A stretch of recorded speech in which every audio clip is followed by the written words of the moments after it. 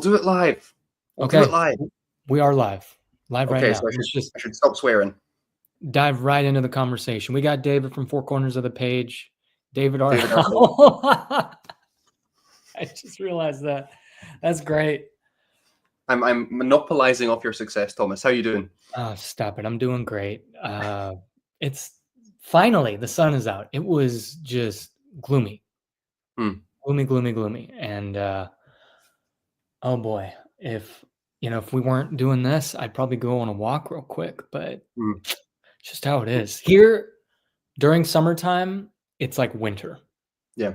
And then in fall, we'll get our summer. So, but how are I you always doing? just figure where you are is just perpetually sunny, no?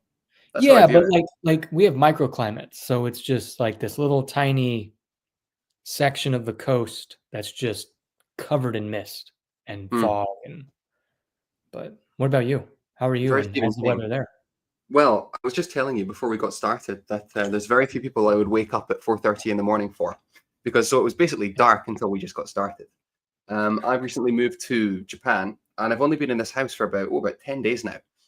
So we're still waiting for furniture and things like that. So I'm going for kind of tired zombie chic this morning. But I really wanted to speak to you because it's been ages, man. The last we message back and forth, but the last time we've spoken, certainly on a live, has been what? Empire of Silence? Was that it? Really? Wow. The That feels best like book in ages the ago. world. The best book. Self-esteem. Oh my gosh. What's up? We're doing great. We're all kind of waking up. It's afternoon for me, but this guy just rolled out of bed. Yeah.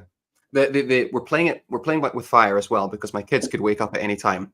I reckon we've got enough time to do a proper chat and catch up. Yeah. And then we'll also have Midnight Chronicler be joining us here in 20-30 minutes. So we'll see how that all goes. He's phenomenal. So continue your thoughts at what you were telling me. So we were having a discussion about BookTube content. I think there's kind of a joke, isn't there, in the BookTube community that no one talks about books and everyone talks about BookTube. And I think there's some validity to that. However, I think what the discussion we were having was very interesting because we were talking about sort of scheduling and slating videos and what we want to make versus what we feel able to make. Would that be a fair articulation? Sure. Talk to me about your perspective. Well, I mean, so my brain didn't really catch what you said right there. As in, like, so what we're able to make and what we want to make. Early. So shall I restart that conversation? So basically, Thomas was giving me some terrible political opinions, and just making fun of everyone. And this was what was happening before we went live. And none of that happened. We were gossiping about everybody, and anyway, no. What we were really talking about is video making, right? You were saying that you're not quite. If you don't mind me articulating this, Thomas, you were talking about what you want to make next for your channel. I don't know what I want to make next. I have what your purpose is, what you want to do versus what you feel able to do. That's kind of where I was going. Yeah, as in this moment, I'm like, I don't know what I want to make right now, like idea wise for videos. Yes, I have no idea. And I guess that, I mean, I've got 2 book reviews in my back pocket, but I'm focused on this bad boy right here, this beautiful, amazing book. Is that Robert McCammon? Oh, it is. I have a Swan Song upstairs that I've not started. I have it upstairs as well. Actually, downstairs. Was this a recommendation from Mike? This was Boys Life. He's McCammon. Yeah. But Swan Song was from a gentleman I ran into at Trader Joe's. He's so hard to find. He's so hard to find in the UK and anywhere. Really? It seems my copy of Swan Song is like a cheap, paperbacky, stubby mass market thing. Cost me about £25, like $40 US. It's the cheapest I could find it. So everyone was saying you have to read this guy. And that was the only book I could basically find, and certainly at any kind of price point worth anything. And I'd still argue that like $40 is way too much for a book. And I bought it, then I haven't read it. probably because I was so angry at spending so much money on it. But how are you finding it? It's amazing. Mhm. I really think it might. I don't think it's going to dethrone Name of the Wind, but I think it's going to be at the #1 spot, both of them. Wow. And I don't, again, I don't do 5-star reviews. I don't do like when I rank books.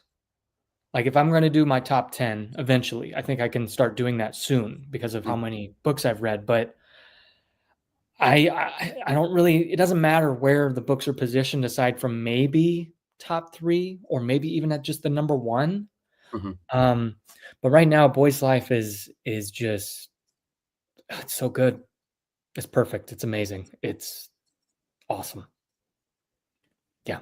How does it compare to? I mean, Stephen King seems to be the comparison I see the most with Robert McCammon. Yes, but his words, Robert McCammon uses words that really evoke more Mhm. emotionally than King. King is still great, but King is just like, boom, let me just get the beats down. Mm, Great storyteller, but like Robert McCammon spends time with certain words and like just I don't know. It's a really euphoric read. I feel like a kid reading it because it really does capture that magic mhm, of being a kid. mhm, Um, it is definitely like a King book, but I think there's just that much more effort, maybe not effort, just a different style that is put into it that I'm just in love with. mhm. I Yeah. love what you're saying about sort of deliberate word choice, 'cause I think you're right with King. I don't think. Forgive me, Stephen, if But you're it's not watching. it's not Steve. Don't mean to Yeah. cut you off, but Stephen King and also Sanderson, they're very Yes. accessible, Yes. and I don't want to take anything away from them. Yes. You know what I mean? I will. Okay, go ahead. Take it away. Well, I was just going to say, no, I think you're right, what you're saying. I think King, listen, we both love King. I know you've read a bunch of King novels. I've read a bunch of King novels. He's brilliant and fast and energetic and creative. But I don't think he does spend much time. I mean, he has this line in On Writing, something along the lines of like, I like to take the best words and stick them in a line. And I kind of read that as like him pulling the words down, slapping them out, Mm. and then moving on to the next paragraph. I don't think there is much, forgive me, Stephen, much intentionality in his writing. I think he just kind of goes with the flow. And, I'm not even sure he'd disagree with that. Um, However, it's always nice to hear about authors who do sort of choose each sentence, each line by line articulation really carefully, because it's not something that every single author does. I think Sanderson's a really good example there as well. Yeah. Yeah. Yeah. I mean, Sanderson, we Midnight Chronicler and I were just talking about this the other night. We were playing video games, talking on Discord, and we were talking about Sanderson. Um Yeah, just he's got an accessible style, and Hmm. I think that's a good thing. It gets people to pick up a fantasy book and read. Hmm. Fantasy is a intimidating genre, Hmm. but I just feel like with McCammon and Hobb and Rothfuss, there really is a just intention Yes. behind word choice, and it just going that extra level of just like, let me put this word here, and it just changes the whole sentence, changes how I Yes. feel reading it. Yes. And it could Yes. be talking about how a fan whirls, you know, just one little word describing what that fan is doing in the room, what it's affecting, how it's affecting the heat. That just Yes. paints a picture, you know. I Um, think something else there as well. Sorry to cut you off. yeah, There's a thing as well about kind of a lot of people view the words that are the best words to use. They're the most complicated words to use, right? And I think this is a mistake. I think Hobb is a really good example of this. Sometimes the best word is not frigid, freezing, icy. Sometimes the best word is cold. And these really good authors and their ability to work out the best simple word choice is something also very, very admirable. Hobb's really good at that. Um, who else is really good at that? sometimes I find authors are something very verbose for being verbose's sake. And I always appreciate writing that just chooses the right word, not necessarily the most complicated word. Exactly. I don't Yeah. need crazy amounts of words. The cool thing about Robert McCammon in this book, especially. Sorry, we'll catch up with the chat. Sorry, Toby, Red, amazing. Anderson, how we doing? You've gotten so good at live streams. Oh no, Look I at have you. not. Hey guys, hey, what up? Remember 2 months ago when we did that live stream and you were like, "There's people." Yeah, it's crazy. Yeah. I feel like I'm ready for my afternoon nap. Hmm. McCammon is because of his word choice, they're all familiar words, but used in a very surprising manner and in certain points and places that I'm like, whoa. But it's such an easy read, yet it's not a simplistic read, like a surface level read. There is so much more feeling to it. Yes.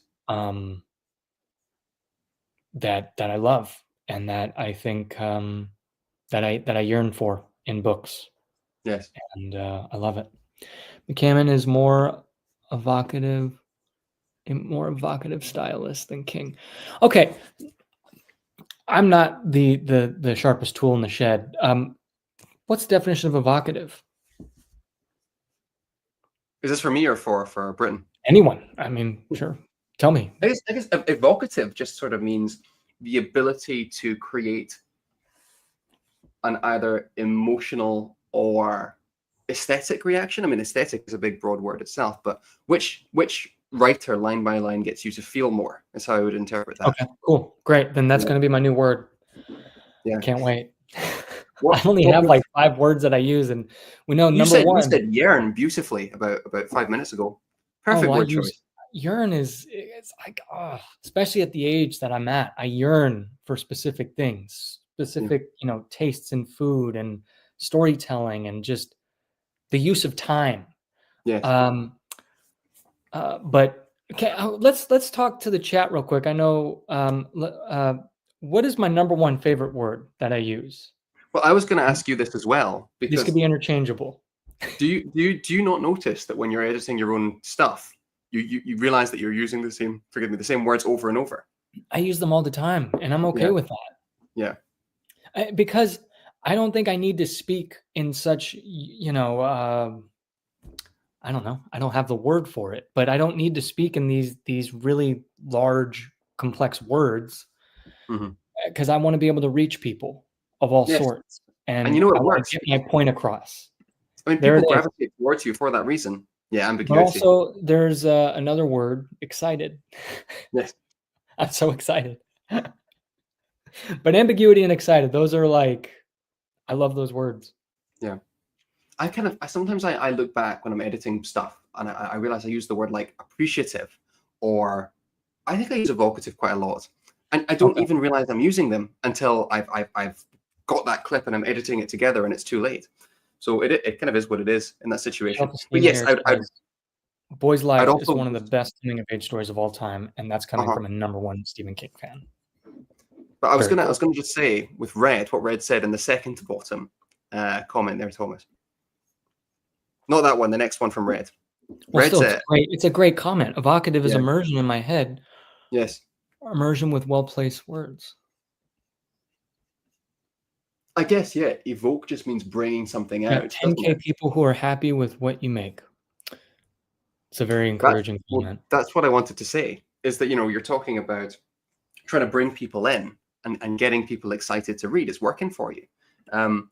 There's so many people genuinely, and I'm not even sure. Tell me if you're aware of this, Thomas, or not. I don't think people are just in following your channel to follow your story, as it were, your reading blog. I think what you've got is something special because people are also reading and looking up to you. I think a lot of people are really, really excited to hear your thoughts on these books, not just because they're your response, but because they're seeking advice from you. Does that make sense? And I think that's a really it is. I haven't grasped that yet. If that is the case, like, and I haven't noticed it, or given it, because I have, had great comments, asking questions, and I love responding in the comments.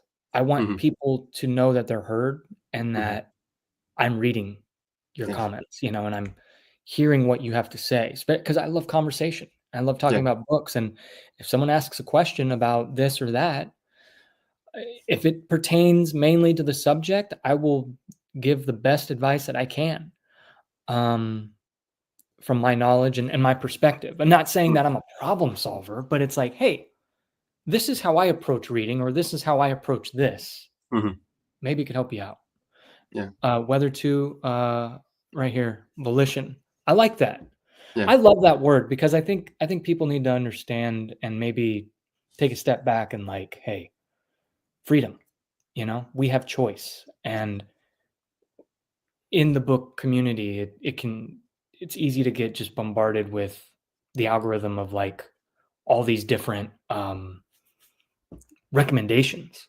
And Yes. recommendations are great. Mike and I were talking about that on our stream, how top 10 lists, yeah, they're all over the place, but they're great. You know why? Because they give people books to put on their radar.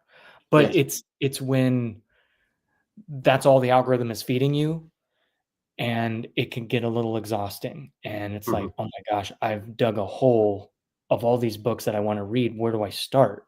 Mhm. Um, so I guess on my channel, I definitely want to mention volition and be like, hey, you have the choice to say yes or no on these books. Um, before I go on another word vomit, You're fine. I quite enjoyed it. I think as a booktuber, I definitely want to have the freedom and recognize the freedom that, hey, just because I say I start a book doesn't mean I need to finish it. Mm. And like if I'm not liking it, especially if it's for the book club, a book club book, um, I feel like I need to remind myself that. Not that that Mhm. has happened anytime, lately, but Mhm. to have that freedom to be like, hey, I started this book. I know I made a video on it, and I know I said I'm Yeah. going to make a review on it, but guess what? I didn't like it, so I didn't finish it. Here's my reasons why. Yes. Has that happened to you so far? Well, Empire of Silence was not close to DNFing, but oh my gosh, it was tough. Yes. Yeah. Um, Piranesi. Oh, interesting. That's all I'm going to say. I I loved Piranesi. I thought that was a magnificent little Yeah. book. But I can understand why people would kind of bounce off it. Do you know what happened to my copy of Empire of Silence? It got lost in the move. It did get lost in the move. Hey, I Kelsey. I got this thing wrapped in this beautiful square cardboard box, like this big, like 30 kilogram suitcase sized cardboard box. Someone or something happened to it. Hello, and a hole broke open at the bottom, and I lost about 7 or 8 books. And Empire of Silence was is being enjoyed by someone in some airport somewhere, but it's not me. No accidents. That's Yep, the beauty of it. Maybe yep. someone will discover such an amazing sci-fi. Private chat. Ready when you are. That was at 1:48. Midnight, you in here? Yeah, hey, what's up? Can you guys hear me? Yeah, we could hear you. How you doing? I can't hear him. Wait, are you making a joke? No, I genuinely can't hear him. Oh no. This will be a fun way to do it then. Hello, can hear you now. I was gonna say I think I can hear David, so I think we're good to go. How's it going? Good, man. How are you? I'm okay. I'm still waking up. We've been talking about prose, style, McCammon, and where to go on BookTube with our Real videos. quick, let me just catch up with the chat. Vaughn said, like Hoblegwyn, eschews complexity in favor of a very literary communion. Her style is not simple, but it's far from verbose and very evocative. Oof, what's verbose? Verbose means using high level vocabulary for the sake of it. Okay. Yeah. Okay. Yeah. And then Toby, I think evoke comes from evocation, as in to conjure the color, image, or memory of a thing, or to summon the spirit of a thing. Yep, I evoke or evocation. That's a subclass in Dungeons and Dragons for the wizard. Mhm. Piranesi. So I know the chat. We'll catch up. We'll go back to our little gang here. Piranesi. I know we did a live stream discussion for the book club. My initial thoughts were, I love the writing. I loved how easy of a read it was, but to have to read 70 to 100 pages for me to really work toward, getting to something, was a bit jarring, I guess. And I wasn't the biggest fan of that. And I know that's not in contradiction. I don't know. Like I love a good slow burn, but I don't know. It just didn't hit. And I think part of it was the hype that I was seeing. It's hugely popular, isn't it? Very popular. And I'm like, am I the only one that's not getting it? And someone mentioned, I can't remember, it might have been Toby, that Piranesi might be that book that we just need to give it some time. And in 10, 15, 20, 30 years, it'll be a classic that will be in every classroom. And because it's the beauty of Piranesi is there's so many, there's a lot of fluidity to it where you can come up with your own conclusions. I thought, sorry for turning on the light on and off. I thought I had some beautiful, gorgeous sunlight here in Japan, but it hasn't quite reached me. So I'm still a goblin in the cave. I thought you opened the blinds for a second. Look. Sorry, I was listening to you. I swear. Look at this beautiful. Oh, wow. It's not reaching me. So apparently Scottish people are just kind of anathema to sunlight. So, I really, really enjoy Piranesi. But I do agree with the response that maybe some people wouldn't. I do think it is deliberately a little bit pretentious at times. And it basically spent the first 60% of that book going, what's going on? Which is just true. It's valid. Yeah.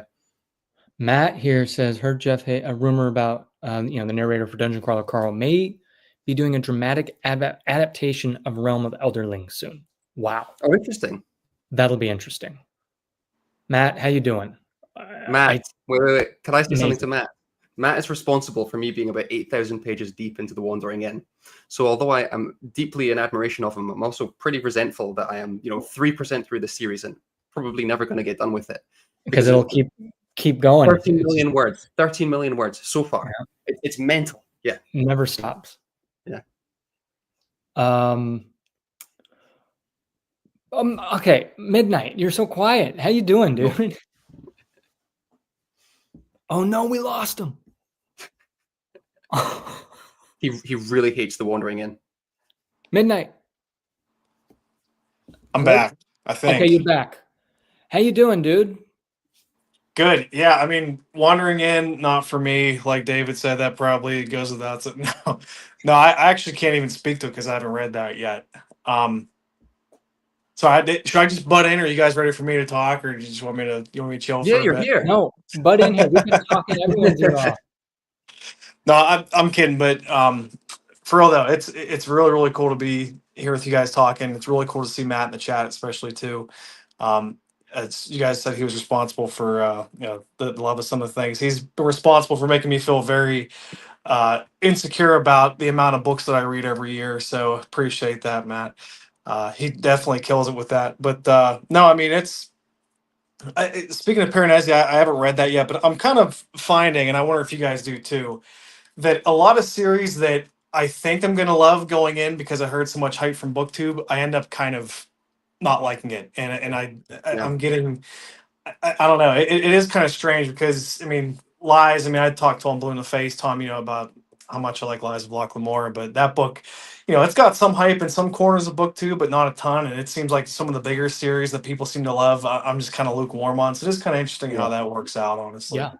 I mean, what other series are you thinking right of? Here. Told him to read Malazan, but he won't budge. I will. Trust me, I will. I'm playing Elden Ring right now, and I'm just like getting all those vibes. So, but Thomas, I think if you're bouncing off Piranesi for these reasons, I'm not sure Malazan will land for you. No, here's the thing. Trust me. I mean, hey, I read Wheel of Time, and I feel like Wheel of Time is that pace and that. I like that, but Malazan, I don't know. We'll see. Yeah. We'll see. I'll give it a shot for sure. Midnight. What other series are you thinking of? As far as like huge hype with everybody else, and not so much with me. Yeah. I mean, like Dungeon Crawler Carl, I think is good. I think it seems to be the flavor of the month for a lot of people around BookTube now. Like I know it was a big thing earlier on. Like I heard of it probably going on late last year, and it just seems like everybody's talking about that now. Like I even go to a bookstore, and the guy there is like, "Oh, you're reading Dungeon Crawler Carl," and I'm like, I mean, no, but yeah, I mean, it's in the first book I did like, but I think it's just doing something different. Same thing with Pirate Abba, like you guys were mentioning about, or Matt had said in the chat with Wandering In. It seems like people are kind of dipping their toes in the lit RPG kind of, stories, and that's cool. I kind of struggle with it a little bit. I at least think that with Dungeon Crawler Carl, he does it in a way that's kind of fun. I can't explain how because I'm not a writer, but I think he just does it in a way that maybe is a little Brandon Sanderson-esque, where it's like it's easily consumable in a way. It's like familiar kind of and fun, but yeah, that's one series. I mean, me and Tom again have talked a lot about. We talked about Mistborn before. That book did not hit for me at all. Stormlight's been hit or miss for me a little bit. What else? Trying to think. Like even the Blade itself. Like I could not wait to read any Joe Abercrombie. And like the Blade itself, I thought was really, it had some really good elements to it. And you can tell Abercrombie is a hell of a writer. But like just I don't know. I feel like some of these great writers kind of get caught in saying things very pretty, and sometimes we're losing some of the fun in certain corners of reading. But that's just my opinion on it. I will That's say, kind of what we Dungeon were Crawler talking Carl. about. Oh, sorry. Yeah. Sorry, that's what we were talking about earlier with kind of style and verbosity and complexity in prose, sometimes getting in the way And of enjoyment of evocation. the story. Yeah. And There's an volition. irony. There's an irony here that I'm talking ambiguity. about. Yeah. I totally agree with what you're saying, Midnight. Interestingly enough, I've been trying to read, and it's been one of the biggest struggles of the year, Kaiju Battlefield Surgeon, which is by the author of Dungeon Crawler Carl. And I love Dungeon Crawler Carl. Oh, interesting. He wrote this book called Kaiju Battlefield Surgeon. It was like the one he wrote before Dungeon Crawler Carl. I am struggling, man. I'm like halfway through this thing, and I'm trying to get the wherewithal to finish it. See, here's I don't mean to cut you off, Dave, but I did want to mention this too, because I think there's a difference between me reading a writer that can say things in a very complex and scholarly sounding way, and a writer that writes things in such a way that like really kind of speaks to me, where I'm like, I know exactly what that person's going for. I know like we're just completely in the same flow. Like I tend to get lost with that with certain writers, not with all, but I think there's a different kind of language going on in your head when you're reading that. Either a writer really works for you or they really don't. Yeah. I mean, that's kind of what happened to us with Christopher Rocchio, I think, Empire of Silence. Yeah. And some people love that book, and I was just like, it was less about the writing and more about the execution. Yeah. Talk about Dungeon Crawler Carl. Oh man, I am talking over you, dude. I'm so sorry. No, it's fine. I think there's a wee bit of a delay with Japan as well. Why don't you go? Okay, well, I wanted to mention about Dungeon Crawler Carl how visceral his descriptions can be and how he paints a picture. And I hear my wife talk about Dinneman's writing just hypes it up, and she loves it, and I love it. I only read the first book and listened to the second one, but it's like a comfort food. It's an easy read, but there's something going on, and there's a plot, and apparently it just gets better and better. And I think that's great. Real quick, I wanted to catch up. My Elden Ring build, not to talk about video games, but Finn, I'm just doing decks, samurai. I'm like level 90 something. I'm about to fight Godfrey, the first Elden Lord. He's tough, but we'll get there. He's a great boss. Well, you've played Elden Ring? Oh, so many times. I think I beat that game about 15 times. It's one of my audiobook games. So I'll listen to an audiobook while I play Elden Ring. Yeah, I have these guides. Let me show you real quick. Sorry, Let's talk about him while he's gone. Beautiful guides. Nice. And they have builds and art and maps. But anyways, real quick. Okay, so Toby, I think a lot of the largest, most popular books garner attention for the giant communities they give people, rather than their quality. There are exceptions, of course. But where does the giant community come from, if not the quality, generally? Usually these books that are super popular, even if we don't like them, they become popular because they're doing something interesting. Or it could just be a story that connects with people. Yeah. What do you think, Midnight? I think I'd love to know, and I don't mean to rag on Sanderson. I feel like I do that more than justified. But I really would be curious to know like what the spark that lit that flame was for him. Like if it was just the original, like what book, because he I don't know if he had his like Game of Thrones moment, right, where he was George R. R. Martin released Game of Thrones. It was just like this incredible epic that just people kind of started to get rumored about and blew up. Like, I wonder if that started with Wheel of Time with him, and then it kind of rolled into Stormlight, or people paid attention more to his books after that, or what it was. But I feel like he's a fascinating example of, how did this happen? And I kind of want to get you guys' thoughts on that, actually. I don't have too much to say. I mean, I think mainly he started writing, and then he started working on, he was a big Wheel of Time fan that I know of, like one of the biggest. And he loved Robert Jordan and that series. He even had like a website about all that, about Wheel of Time. And I think with him finishing Wheel of Time was a big stepping stone for his career. And I appreciate him and the effort and the work and artistry that he put into those last 3 books, because without that, you don't have the ending of one of the most amazing series in fantasy. And that's really all I can say, because I've only read those 3 books of his and Mistborn.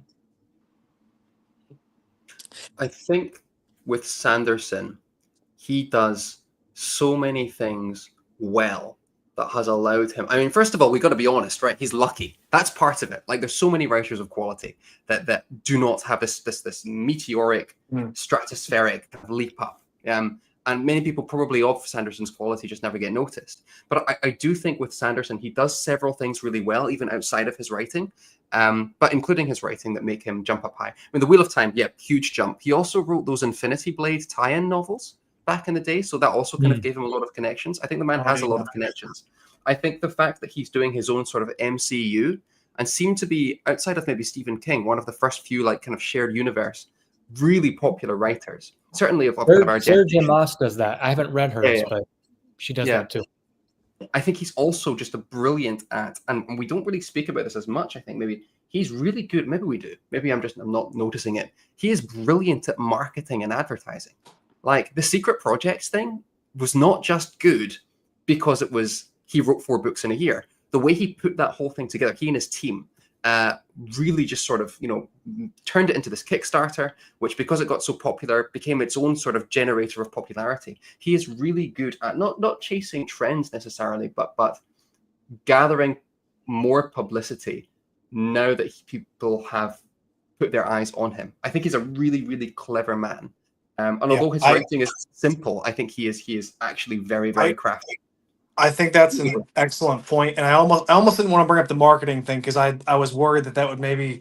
So, like, I'm glad you brought that up, David, because I think that's right. That he has the whole YouTube channel thing. Like, I don't think it's unfair to say that a lot of authors today, like maybe even Rockio to an extent, is like following the Sanderson playbook with the whole, hey, here's the update on my books, let's have a live stream and chat about theories and stuff. And I mentioned a lot of this in my last video, but I just think it's fascinating how he's been able to kind of mix his YouTube with his actual, he's a teacher in real life, so his actual lessons and things like that, to kind of get that audience as well, like anyone that's followed Stephen King with on writing and the great tips he's given with that. Like, I think it's really cool, this almost like spider web with him at the center of all these different things. So I totally agree with all of that. I think he's a very And very Red clever. made a really good point with the fan aspect. Yes. The fact that he's able to do that and just wear all these hats, it's inspiring. I think he's also, and maybe you guys would disagree, I think he's not just engaged with the fans, but he's very friendly with the fans. He seems to enjoy. Oh I yeah. don't want to get too parasocial about it, but he almost feels like he's kind of mates with the camera. There doesn't seem to be much distance when he's having that conversation, which I think maybe it makes people appreciate him more. Yeah. And I think he's a rare case of like fame not getting to his head, and I mean that genuinely. Like I think he's the same dude if he was just sitting home and never got famous, never wrote a book, and just played video games all day, that he is being like a multi-millionaire right now, selling these books and doing all this. Like he, I think, has stayed genuine, and maybe that's more than you can say for maybe a lot of authors out there. I don't know. Yeah. Do we always want our authors to be so engaged with the fans? No. Do you think there's No. a case maybe for authors to maybe be taking more of a step back than they sometimes are? I appreciate when authors are mysterious and concentrating on their work when they want to. I know they have obligations and deadlines with publishers, but I've always been in the wheelhouse of authors don't owe us anything. Mhm. Yes, they owe their publisher stuff, but it's just, doors of stone that may never come, but I'm not going to hold them to it. Patrick Rothfuss, Lies of Locke Lamora. I mean, these authors are so talented. I just find that we as fans should appreciate what they provide and the fact that they share what they've written with us. Mhm. That's an honor. That's a gift. How many books that we don't see, that are thrown in the trash or almost thrown in the trash? Stephen King. It's just amazing. But that's where I stand. I'm just really thankful when an author does write something and shares that with us. But I don't think we need to be like, hey, how dare you finish your series, What do you think, Midnight? As far as like when authors get too close to their fans, I think that it's a fine line to walk, and I actually do think Sanderson walks it pretty well. Honestly, I think he takes critiques that are valid into account. I can't really speak for Book 5 and Stormlight because I haven't gotten there yet, but it sounds like for the most part it was kind of a little underwhelming for everybody. And I have no doubt that any lessons he has learned from Book 5 he'll apply to whenever Book 6 comes out, and it'll be a very well received book. Just as an example, That's a good point. Yeah. You know what I mean? Like I feel like he'll really kind of say, okay, they didn't like this. I was a little long winded. Like I kind of another thing too, and I see Talking Story. What's up, Talking Story? He's the man. I really do wonder also, and David and Tom, I want your thoughts on this when I'm done, but are authors shooting too much for Sanderson writes 1,000-page books? I got to write a 1,000-page book. I got to write my book and have it be, this big behemoth and stuff because I don't know, just lately, it just seems like a lot of the time we're not getting our bang for our buck for like the time that we're putting into some of these big books. But yeah, I'd be curious what you guys think about that. 2 points real quick. Talking Story, I totally agree. It is nice when they're approachable. I think I know who you're talking about. There is a specific author. Well, there are 2 specific authors who are extremely popular who aren't really approachable. Anyways, and then there's this real quick. The mystique of the author, I agree. And also filmmaking. You don't see movie directors who are on set saying, oh, hey, guys, look what we're making.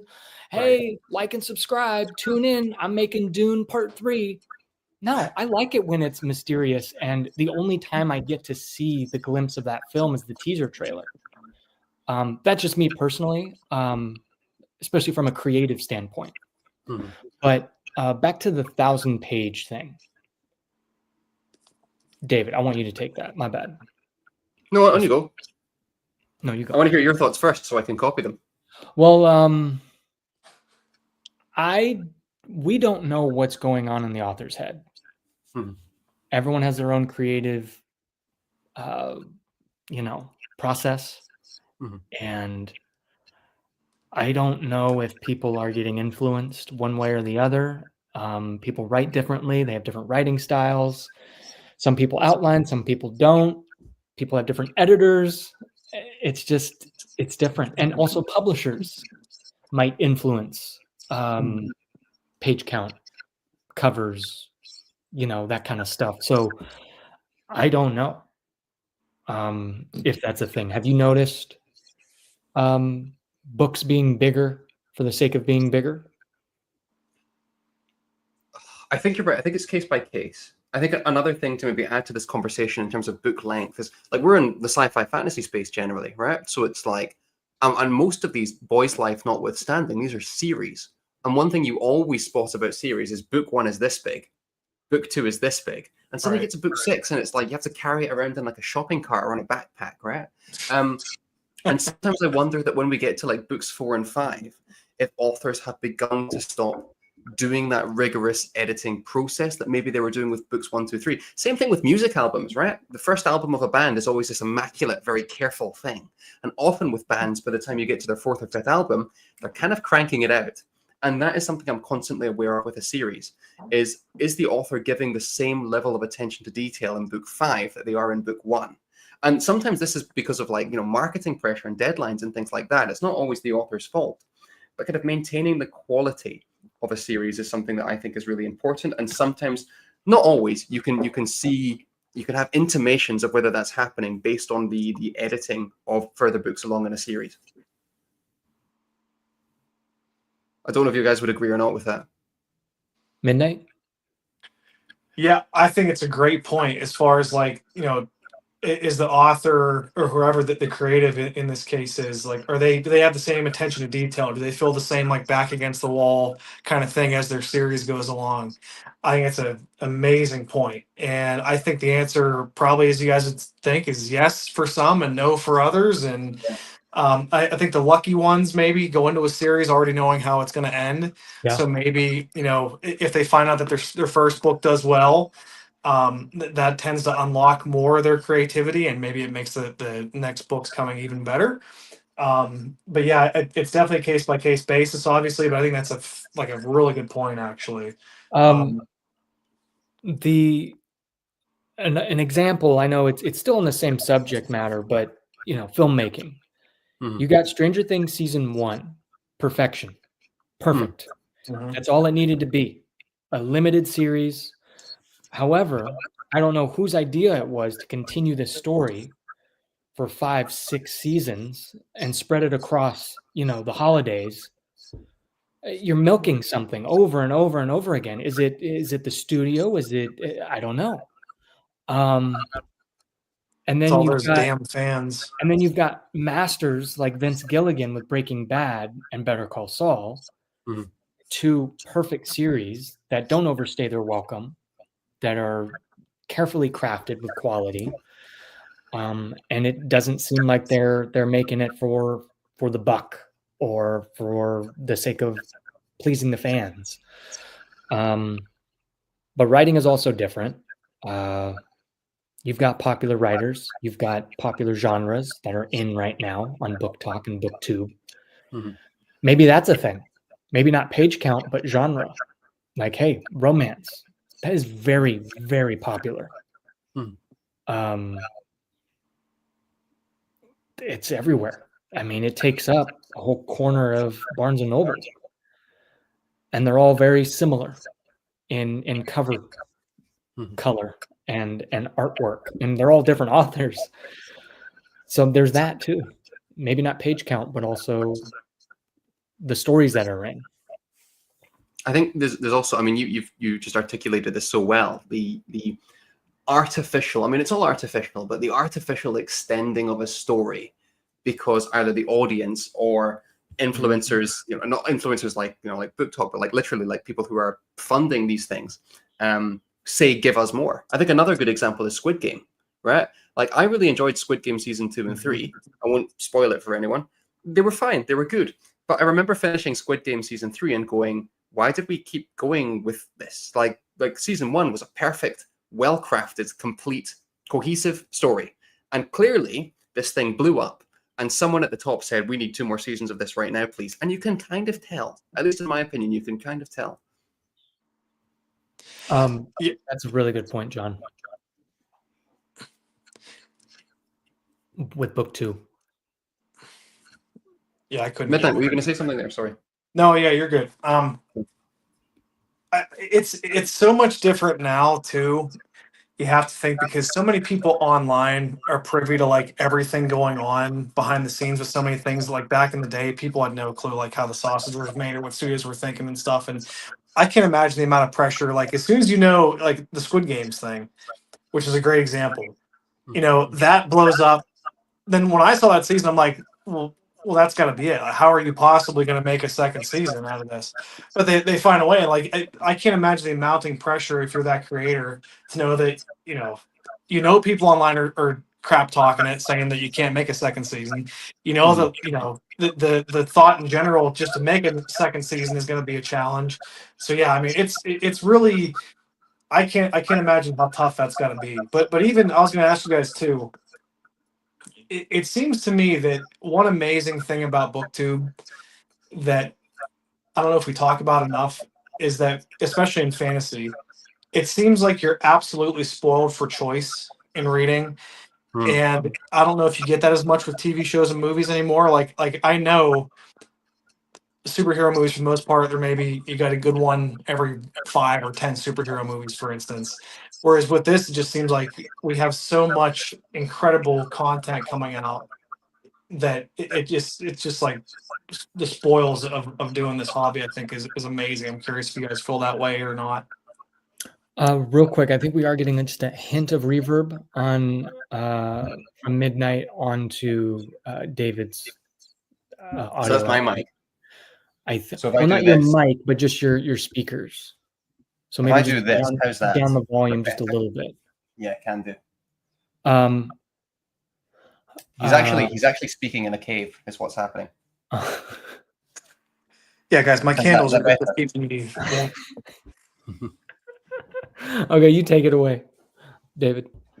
Sorry, returning to the question, Midnight, very quickly. So just spoil for choice, right? Yes. Yeah. Do you know, this is interesting because on in one sense I agree with you, but we were also talking about top 10 lists earlier. I can't remember when in the conversation that was. And if you look at someone's top 10, I guarantee you the same 6 books, the same 6 series are in everyone's top 10. And this is coming from a Malazan superfan. That's a good point. So we're in some sense, yeah, we're spoiled for choice. We look at all our TBRs, but yeah, I need to read Fondley, I need to read Joe Abercrombie, I need to read Stephen Erickson, I need to read all these authors. And you're right, that author list is about 50 or 60 titles deep. And yet we're all sort of talking about the same books. I mean, it's that kind of BookTube echo chamber a little bit. And so I do, I mean, maybe this is slightly riffing off your question, but I do often wonder, who are the fantasy authors and the horror authors and the sci-fi authors who are of extremely high quality and are publishing right now, but are sort of hidden gems because they haven't broken into this BookTube echo chamber a little bit? Talk about Tad Williams. Haven't read him, but I know he's not nearly talked about. Like, I had to dig deep in order to really find him and have him on my radar. And I was also thinking about just how, and I've talked about this with Midnight on another stream and just in other conversations, but fantasy is overwhelming. There's so much fantasy. It's like the biggest genre. Because that's all I see on BookTube. And that's my algorithm. That's what YouTube is feeding me, fantasy. I'm taking a break from fantasy. I'll tell you that. It's not calling to me right now. It takes a little more legwork for me in order to get immersed in that story. So thankfully my choices have narrowed as of right now, because I want a little more stories taking place here in America, in the world, places that we know, and things and names that are familiar.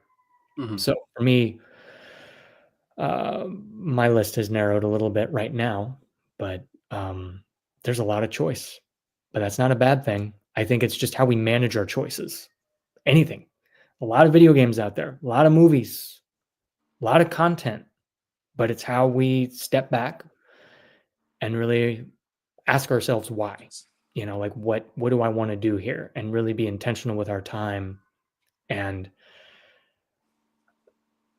having that confidence to choose what we want, what book I want to read, what game I want to play, and being happy with that choice, because it's so easy to get pulled this direction and that direction because this guy said that and this booktuber said this. And also to come up with our own opinions of having our own top 10 lists. Yeah. It's also, for me, it's a nice, I'm glad you said about maybe taking a break from fantasy, Tom, because for me, it's also a little bit of a mental break not to have to imagine all these very like insane environments and just go back to imagining a guy in a gas station or something like that. It's just very, very easy. Like I jumped into, like, I was listening to The Long Walk by Stephen King before the movie comes out. And I'm just like, this is just like playing just like a movie in my head, like seamlessly. And I think, Tom, you'd mentioned before, like when you read Empire of Silence, that like a lot of the settings and scenery and gadgets and things are sometimes very tough to imagine.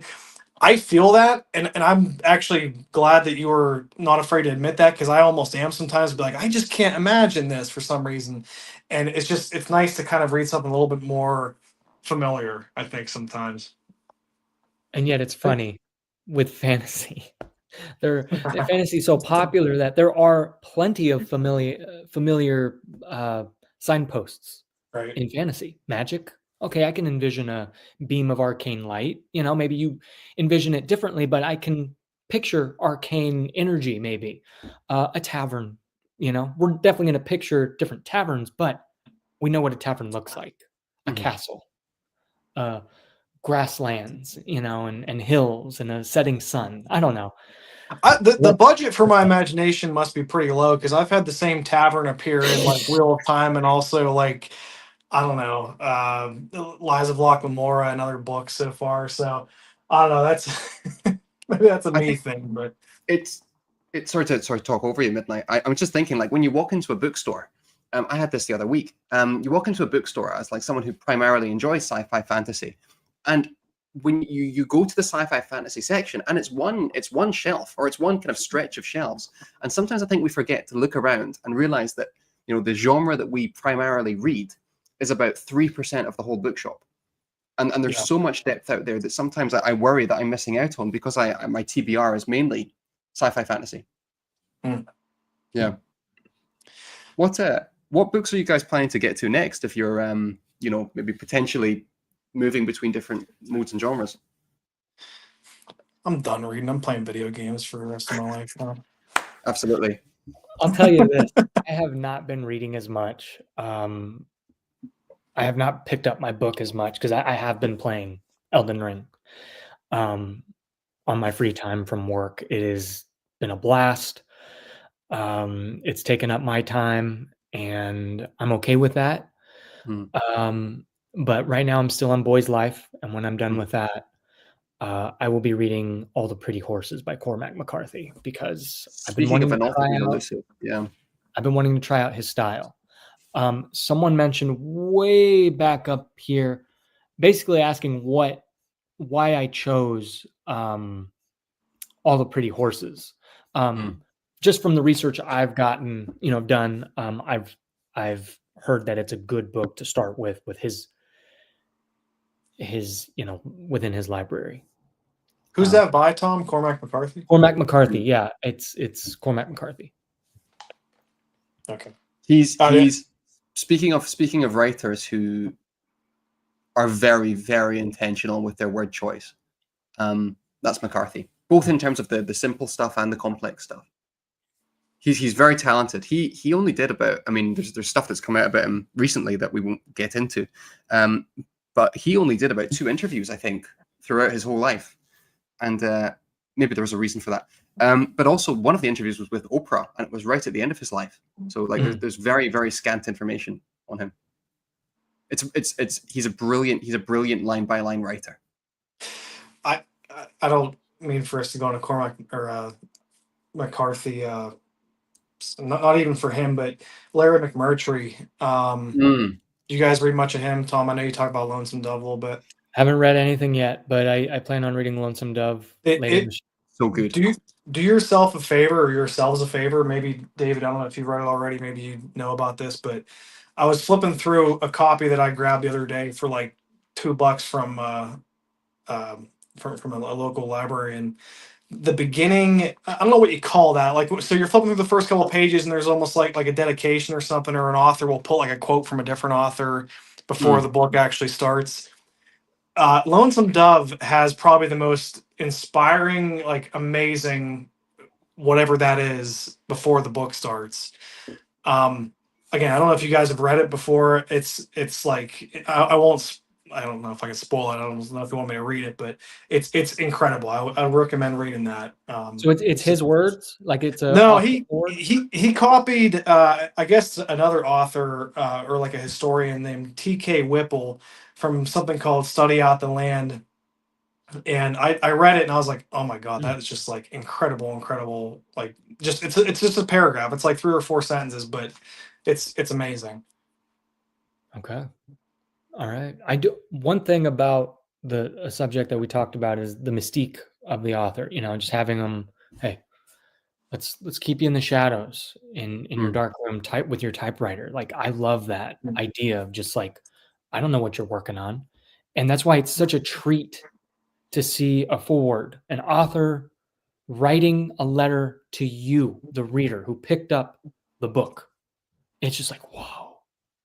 Talking directly to me and sharing me, some like commentary and like your process and like the idea behind the book. Because Robert McCammon has a little foreword here, and it's just so much fun to read those. And it gets me excited, and it puts me in the mindset of respecting the author and wanting to approach their work with just honesty and intention. Do you know who I'm reading right now? Sorry, this is a little bit of a pivot, but I'm looking at the book right now, and I want to gush for a second. Part of the reason that it's not just that I woke up early for this stream, I was also up late reading this author, who I would argue, and I don't know if you guys would agree or disagree with this, doesn't get much sci-fi fantasy booktube attention, despite being such a big name. I picked up a copy of the short stories of Ray Bradbury at the bookshop last week. And obviously, Ray Bradbury is hugely famous. Fahrenheit 451 is hugely famous. A Sound of Thunder is hugely famous. But I haven't really seen many people talk about him. And it's interesting, Tom, because we're talking about Stephen King earlier and writers who are just enjoyable to read. And I'm just having such a blast reading these stories by Ray Bradbury. I can't put them down. And so I was up till about midnight last night. I was the midnight chronicler, reading all these Ray Bradbury short stories that are so, like, okay, you could argue they're literary or not, and they're difficult or not, but the truth is they're just so much fun to read. These primarily sci-fi stories. I don't know if you guys have read any Ray Bradbury, but I'm having such a good time. Yeah. What's the short story collection called? Literally, the bloke wrote about 600 short stories in his life, so I literally just picked up the short stories of Ray Bradbury. Very cool. Cost me 5,929 yen. So it's just literally 100 short stories bundled together. I love that. I can't stop reading it. And I think it's another good thing to beat a reading slump is a book of short stories. I think maybe there's a whole conversation to be had about really short fiction in the BookTube space. There is a conversation about that. I just started to listen to 1984 by Bradbury, and I think it's excellent so far. Oh, 1984 is by a different author. George Orwell. Oh, I'm sorry. I thought that was Ray Bradbury. Whoopsie. Ray Bradbury wrote Fahrenheit 451. What's that? I mean, I think it's easy to mix them up because they both wrote such just important, dystopian books, 1984 and Fahrenheit 451. Can I tell you? That makes sense. Can I tell you a couple of the short stories that I've been reading from this lot? They're so good. So I'll give you two. So the first one I read last night was called The Veldt, and the idea, I think this is one of his more famous ones. It's kind of a futuristic sci-fi house, and the kids' nursery is almost like a simulation where they can decide what the backdrop of the walls are and how everything looks. So maybe one day the kids want it to be like a rocket ship, and the nursery will look like a rocket ship, and then the next day they want it to be, you know, the ocean, and then they're in a boat, and it's like a playroom. But the idea is, as the kids get increasingly violent, the playroom takes on an increasingly violent set of overtones. And so the playroom sort of mirrors these kids' sort of nastiness. And it's the parents looking at this nursery every day going, this is getting quite scary. Really clever. There's another really good one. I'll stop with this. I read last night a short story called Kaleidoscope. And the premise of Kaleidoscope is that these astronauts are traveling through space, and their rocket ship blows up. And so they're all these astronauts are just sort of jettisoned out of the rocket ship, flying in different directions. And the entire short story is just their conversations with each other as they're kind of getting, like, you know, blown in every which way, 10,000 miles in every direction. And it's these astronauts kind of coming to terms with the last hours of their lives, having these interactions with each other. He's so good. And I know he's a big famous name, but sometimes with these big famous classic names, we kind of view them as boring. You know, we have to read George Orwell. That is a great like our point. homework. I'm having such a good time with this book. Like, people So that's my rant. don't realize, like, there's just different writing styles, and like, just because a writing style was from the 50s or the 1800s doesn't negate, you know, the benefits and the beauty in their work. Like, that's a very good point, because we often look at classics like, homework, because they're that's what we had to read in school, you know. And I think we need to separate that and approach it as an adult with fresh eyes. I actually had a client of mine message me. He and I both love films, and he was talking about just like, hey, approach this film with fresh adult eyes. That's something we should do with books, especially classics. I cannot wait to read Ray Bradbury. I will definitely be reading Something Wicked This Way Comes in October. I can't wait. I have only read Fahrenheit 451 as a wee lad. And I appreciated some of the content and how he basically predicted the future in a way of technology, you know, and advances. But appreciating prose, that's something I was not looking at as a kid. So I'm really excited. Just continuing this conversation at midnight, I'd be curious to know your thoughts. But the other text that's coming to my mind right now about old stuff seeming like homework. I watched The Godfather for the first time about 2 weeks ago. Good. On a plane. You know. Oh, okay. Never mind. But no. It was great. It was great. It was one of these Emirates have really kind of upped their game. So it felt like I was maybe not in the cinema, but it felt like watching it on a relatively decent TV. Again, talk about something that I thought was just going to be homework. You know, I have to watch The Godfather because it's important. It's a classic. I was mesmerized for those 3 hours. Once I could work out what Marlon Brando was saying, I was just spellbound by this movie. Like, there's so many examples of stuff that I think we have to get over with, but actually is of tremendous merit. Yeah, the sad part is, I mean, whenever I was in school, I think one of the books they had us read was Flowers for Algernon, and like just all these like older books that I know back then I didn't care about at all. I was just like, these are just boring. Let me read Goosebumps or something. So like it is funny kind of going back now and actually truly with a more, you know, seasoned, mature mind, I guess, you know, trying to read them and you'll get a lot more out of them than you would have, you know. I don't know why they thought we would get anything out of them. I didn't at like 15 or 16. I didn't care. But yeah, it's funny. And actually, weirdly enough, you mentioned about, oh, forgive me, Dave. What was that book you just mentioned that was an older book that you had read that was? We're talking about Ray Bradbury. Ray Bradbury. Yeah. But weirdly enough, I was going to mention, I think my favorite book of all time might be The Exorcist, and that's a book from, you know, not way back, but, you know, 1970s or whatever. And that the writing in that is incredible. And I've never been as like zoned in on a book, you know, for like a day or two, because I zipped right through that book. I don't ever do that. And that, I don't know if you guys have ever read that, but the author of that is William Peter Blatty. incredible author, a guy that I don't think gets talked about enough, especially in like booktube circles that we're familiar with. I know, like, Tom had Mike's book reviews on. Everyone knows Mike.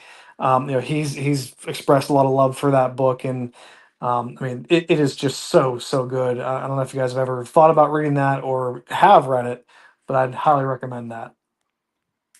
I will now. Yeah, I will now. That's so good. Yeah. You know, for me, the book that's sort of in my mind, and there's no like reason for this, the book in my mind that is the cutoff for whether a book is old or recent is Carrie. If a book came out after Carrie in 1974, I view it as like a modern book. And if it came out before Carrie, I don't know why. Maybe it's because the arrival of Stephen King as a writer for me kind of represents accessible and enjoyable.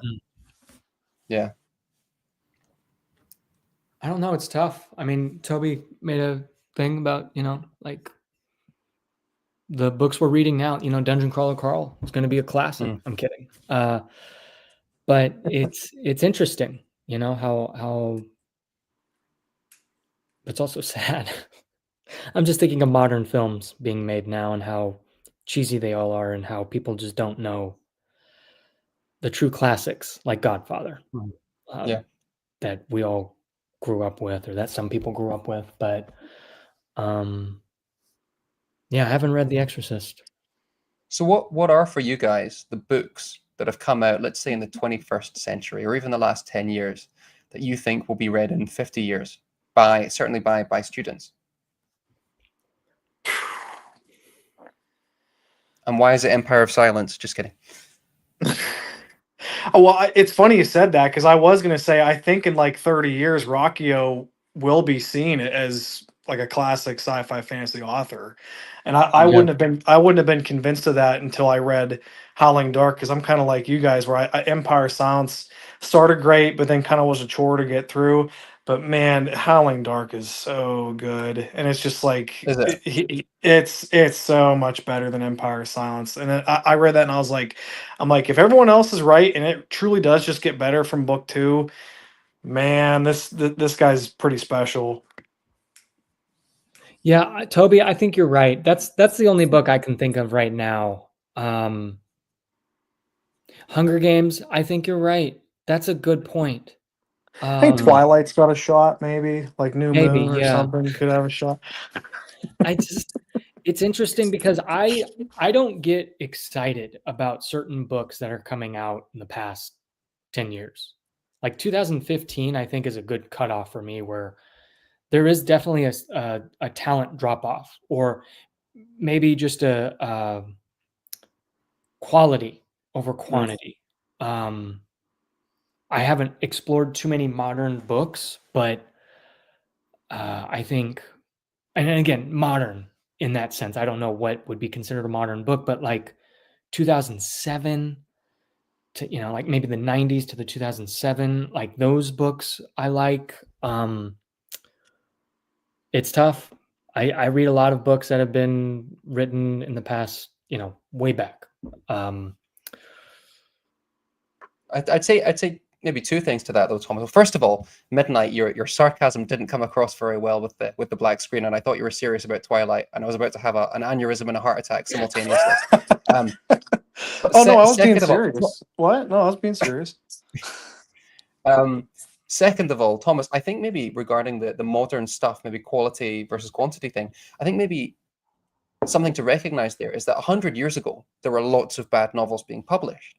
We just don't remember them because they haven't made it across that jump. But also years ago, I feel like there were more standalones. I think with fantasy especially, there are so many just series that like it has to be a good standalone to be put in a classroom. So that's why Piranesi can work. Hunger Games, I mean, that's a trilogy, so that could work. I know a high school teacher who does like every year Harry Potter. And that's something too. That's a classic. I mean, that there's so much that can be taken from those books, but I don't know. I don't think I have any room to say anything on this. Yeah, like has there been like has there been like a non-fantasy or like book standalone that's come out in the last like turn of the century that was like, oh my god, it's a can't miss book that wasn't Hunger Games or Harry Potter or Twilight or or Game of Thrones. Like I don't know if Game of Thrones was in the '90s, I think, but like I can't think of like a standalone. This book was amazing. There must be though. Like there must be a book that came out recently that was made into a movie or something. Like wasn't Gone Girl a book or something? Like just something kind of in that vein. Time has to do Yeah. its work because time has to pass in order for something to really like, oh wow, maybe that was something really special because you Mhm. think about it more. I think, the older I get, I realize, you don't realize what you had until it's gone. And I see so many shifts in the approach to video games and movies more often than I do books because I don't have too much experience with the books because there's so many. But like you see a clear shift in studios working, with movies and video games. That's like, gosh, I wish, I wish things were made like this, back in the day. But Mhm. Mhm. books, it's tough because you really have to let time pass for something to really be considered I don't know. Classic. But I think there's maybe one other point to this conversation, which is that, I mean, speaking from a teacher's perspective here, there's Exactly. a growing there's a growing interest in texts, teaching texts in the English classroom that are not books, right? So maybe video games get taught by certain teachers if they feel like they're capable of teaching them. Certainly, many curricula begin to teach stuff like maps and signs and things like that, like real world text. And then I also think manga maybe is something that's going to get taught more and more going forward. I know Midnight, you were in love with a lot of One Piece, right? Certain arcs of One Piece, but I do think there's a general beginning of understanding in certainly secondary English classrooms that we shouldn't just be teaching prose and poetry full stop. There's a lot more to sort of discuss and a lot of texts that are worth discussing, even though they're not in the medium that we traditionally gravitate towards. So as a teacher, David, like, do you find that? I mean, I'm not sure what grade you're kind of working with or whatever on a day-to-day basis, but um, like, do you notice like a hunger for reading with kids, or do you think that that's kind of going away? Like, what? Because I'm always curious that will this hobby just kind of age itself out in the next 20 years or something like that? That is a really tricky question. I would say, I mean, I wouldn't want to speak about specific schools. I do worry somewhat. I mean, this last batch of kids, I teach high school. This last batch of kids was the COVID generation, right? So I think a lot of their literacy is a little bit more stunted than previously. Just generally speaking, I think a lot of kids, their reading age is behind where it should be. But I also think generally, like, I don't want to be too despairing about it because how many adults get into reading 16, 17, 18, or even later? I think most people are not lifelong readers in the sense that they have enjoyed it all the way through high school. I think, and maybe this is a real indictment of teachers, maybe this isn't a good thing, but I think most people begin to gravitate towards reading for pleasure later on in life, their 20s or 30s. I think that's much more common than we sometimes realize. And maybe teachers need to do a better job of getting the books in the hands of the kids that is right for them, and not just like the stuff we feel like they have to read as homework. But I think less kids. It seems to me that in the classroom, just to answer that question, Midnight, I'm Do you noticing guys? lots of kids do Oh, not seem to enjoy reading. that's really. I mean, that's a great point about like it being a later in life thing. And I was going to ask you guys too, and now the question just slipped my mind. Do you guys ever feel, maybe pity's the wrong word? Like I feel bad for people that don't want to read because I feel like I get a lot more out of a great book than I do out of a great movie or out of a great TV show. Like just I don't know, maybe just because I'm I that think it's engaged. I agree with that, but also I don't because in anything, whether it's a video game, movie, book, it's about the attitude. And I know I keep talking about this, but it really is about why are you watching that? Are you watching it to just turn your brain off? That's one thing. Mm. Are you watching it to savor it and appreciate it like a fine wine? Like, oh, look at the color palette. Look at the pacing and the timing of this shot, you know? Look at the creative masterpiece, you know, behind this show, you know, or the effort that got put into this video game. Or is it to have fun, you know, to have fun with a video game or have fun with a book? Like it's all about the mindset. And I think with this is a good point with technology growing and growing, the incentive to read might not be there, you know. I have a handful of friends who don't want to read. They wouldn't even consider it. But they'd rather use their time with something else, and that's fine. But again, it's just different. It's different for everyone, and it really starts with your motivation and why behind it. Mm-hmm. Oftentimes, just looking at right interpretation of a text that destroyed. That's a good point. You want kids to learn how to think, not what to think, especially when it comes with about a book. Like maybe because we don't know the full intention behind an author and what they're trying to get. Like I'm thinking of Piranesi, you know, mm-hmm. There might be multiple meanings behind a book, you know, rather than, hey, no, this is the right way, you know. Does it matter what the author thought? No. As long as it gets kids to think and talk and read, honestly, that's a win-win for me. But yeah, I think another thing here. Sorry, I'm just looking at. Sorry to interrupt you, Tom. I'm looking at some Dude's comment as well. I think one thing to bear in mind, right? Again, just speaking from the teacherly perspective, is most teachers would agree with you. Most teachers would say, yes, I want the kids to interpret the text and interrogate the text and have beautiful discussions about the text. The difficulty is with a lot of teachers is that they're on like a complete time crunch to get kids through exams a lot of the time. So a lot of the discussion and the wonderful kind of most brilliant part of the English classroom does get lost, not because the teachers don't want to do it, but because they're aware, hey, in May, these kids are taking assessments and I don't want to look bad if they don't do well because we spent so much time kind of discussing various opportunities, which is not a good thing. Let me clarify, it's not a good thing. But I think sometimes we speak about our high school English classroom like, oh, this teacher did me a disservice, or this teacher didn't teach this well, or this teacher was too focused on X, Y, Z. And I wouldn't always disagree with that, but I do think there's more reasons for that than just the teacher couldn't be bothered, which is also not what you're saying, but I have to add that in for my own peace of mind. Well, again, it's different with anything.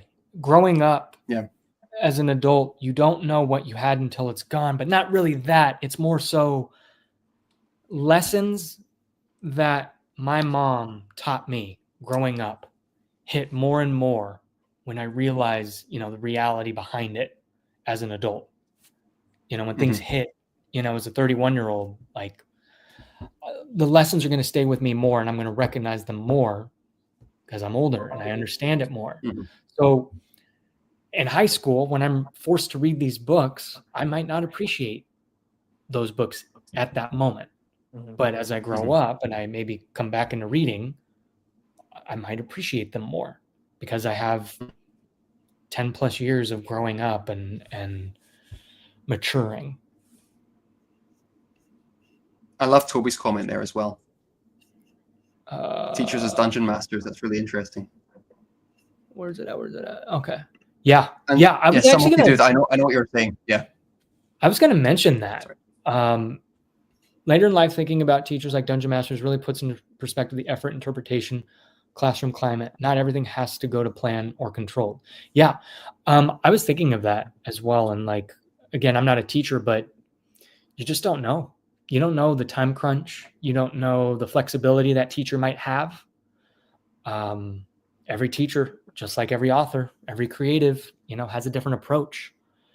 And, you know, maybe something is like a book might be, you know, not forced, but, you know, this book has to be read, you know, so the teacher may not have a choice in the book. It's just I was just different. going to say that some of my best lessons that I've ever taught have been the ones where I've just gone, this isn't working. We're going to do this today. And Love vice that. versa. Some of the worst lessons I've ever taught are the ones where I stick to the game plan way too rigidly. Yeah. Yeah. Midnight, I don't know what your experience was like, what books you read in school or... Yeah, reading was a hobby that I loved as a kid, died off probably in early teens, picked back up through late teens. So like really like reading throughout high school was just something that I did not really do. Yeah, it was weird though. Like it was odd to come back into the hobby, and I'm not sure if you guys, Tom, I think me and you talked about this a little bit. Like if it was a hobby that you guys just always dabbled in, like ever since who knows when, or if you ever had to take a break. Because I didn't read again until like 3 or 4 years ago, I guess. And it was such a trippy experience to go from every day on my phone, instant gratification, just social media, swiping, everything all at once, to like slowing down and reading a book was the weirdest therapy like ever for my brain. It was like I just like couldn't get enough of it. Like that's when I started Wheel of Time and stuff, and like read right through a couple of those books and stuff. And yeah, so I've kind of had like an off and on thing with reading. I mean, I always loved it, always appreciated the hobby, but didn't really get back into it until a couple of years ago. But when I did, it was super like just like sobering almost in a way, because it's like wow, like I haven't used my brain in this way, to engage with text like this in a long time. And it was so cool. Um, Volition, man, I'm telling you, it's empowering when you do something of your own volition. mhm. It's like, wow, I did that. I read that book, and I did it without being told to. Yep. Like you can be led to the water, but you have to decide to drink it. And like going to the gym, working out, it's rewarding when you are setting those goals for yourself. And reading is extremely rewarding when you set, that goal, or that just, hey, I want to read a book.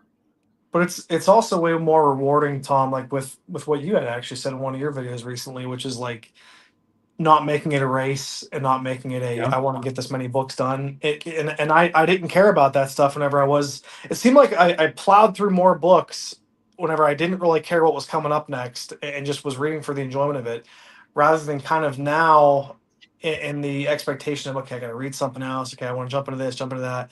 Like it was a lot more, it's still enjoyable, but it felt like it was more enjoyable in like a more wholesome way back then too. So. I also wonder, though, with this discussion, a lot of people seem to fall off reading in high school, and I also think part of that is just because what we're doing in high school, right? Like if you're spending 8 hours a day staring at textbooks and notebooks, I sometimes think adults are a bit mean to kids, saying, but you also should be reading in your spare time. Well, yes, you should be, and it's really important. But you do also understand the kid's perspective, which is that I have just spent all day looking down at words on a page. The last thing I want to do when I get home is continue to do that. I do want to play video games. I want to go for a walk. I want to go hang out with my mates. And so it's that challenge of exposing young people to the fact that reading for pleasure is really important, but also recognizing that how stressful that time of life really is. Yeah. I agree with everything you guys are saying. It's funny how stressful that time is. How we think that time, that stress. It's funny how we think how stressful it is, because it often isn't. It's actually quite a simple time in life, because there aren't those adult responsibilities you have. Your mom and dad might be taking care of all that. I didn't know a heck of a lot going on in the world. I didn't focus on politics, any of that.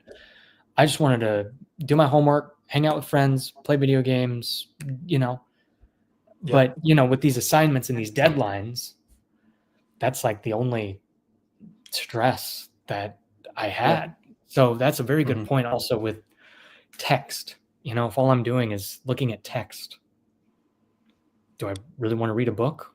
But again, everyone's different. There are those people that do want to do that for fun at that age. Yeah. And we need to teach that motivation, in school, and it's tough. I don't know, because it's tough. Like it's when you're a parent, you're still a teacher, and